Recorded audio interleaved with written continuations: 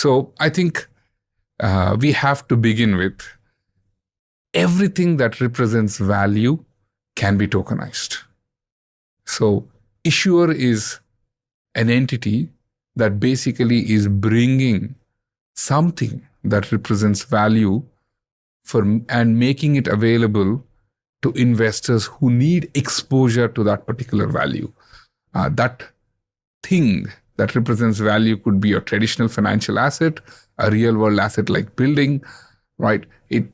Then it's up to how the particular asset is governed and safe kept.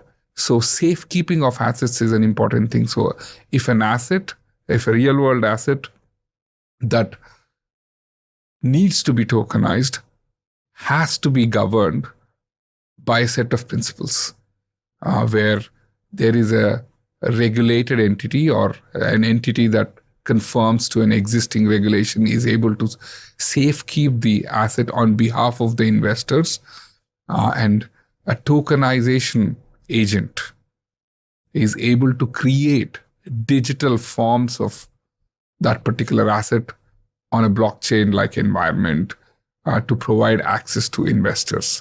So what tokenization brings forward, again, is ability to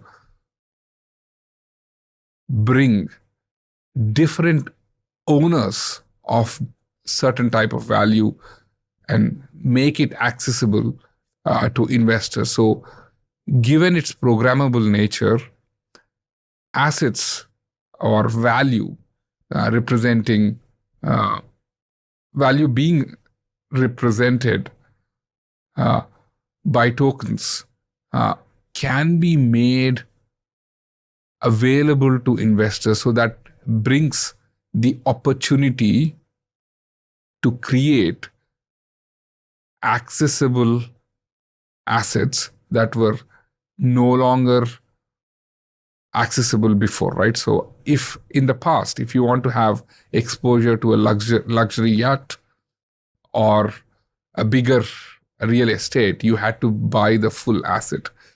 Through blockchain, it is possible for you to create governance constructs where investors can own a very small piece of a large asset. What it means for investors is primarily for the same amount of money, they can have a lot of diversification. More and different type of assets for the same for the same amount of money. So given what we talked about earlier, an investor can buy $1 worth of an asset owing to fractionalization. That means, a $10 could potentially give you 10 different types of assets. So the portfolio of an investor becomes more diversified for the same amount of money when compared to the conventional way of acquiring assets. Blockchain technology enables asset tokenization, which in turn addresses several key challenges in the private markets. Traditionally, issuers and investors face limited access, with early and mid-stage companies struggling to find venues for fundraising, while individual investors are often excluded from participating in private equity, venture capital, and alternative investments due to the high investment minimums. Plus, the absence of dedicated marketplaces for these assets has made it administratively complex and costly to invest or trade them.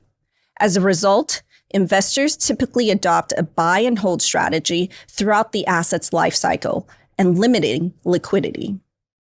The biggest opportunity for tokenization exists in the private markets, given their inefficiencies compared with public market infrastructure, but also because there is no legacy infrastructure to replace, unlike the public markets. By nature, private market assets are private, meaning there are fewer publicly accessible data points compared to the public markets. This opacity limits the ability of investors to make fully informed decisions and keeps private markets largely inaccessible to the broader investing public. Tokenization has the potential to transform this landscape by enabling faster, cheaper, and more efficient secondary markets.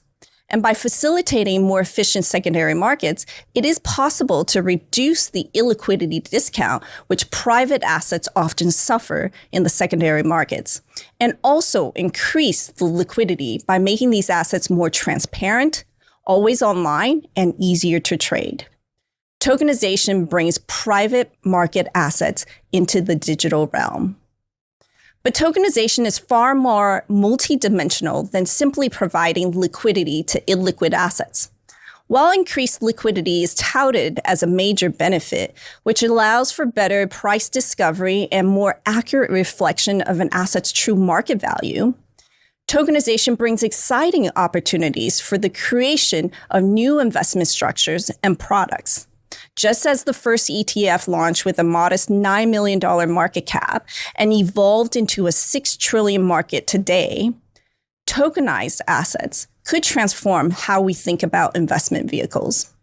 The real-world asset tokenization market is projected to grow to $13 trillion by 2030. By bringing real-world assets like real estate, private credit, and art on-chain, we'll see a shift toward mainstream adoption as these digital tokens open the doors to a broader set of investment opportunities. Tokenization brings private market assets or off-chain real-world assets economic worth and ownership rights into blockchain-based tokens so it can benefit from all of the on-chain activities and innovations coming out of DeFi and other blockchain-native applications, such as staking, liquidity pools on automated market makers, and automation of smart contracts. Furthermore, the open source nature of blockchain allows continuous innovation and transparency, encouraging more active participation from the development community.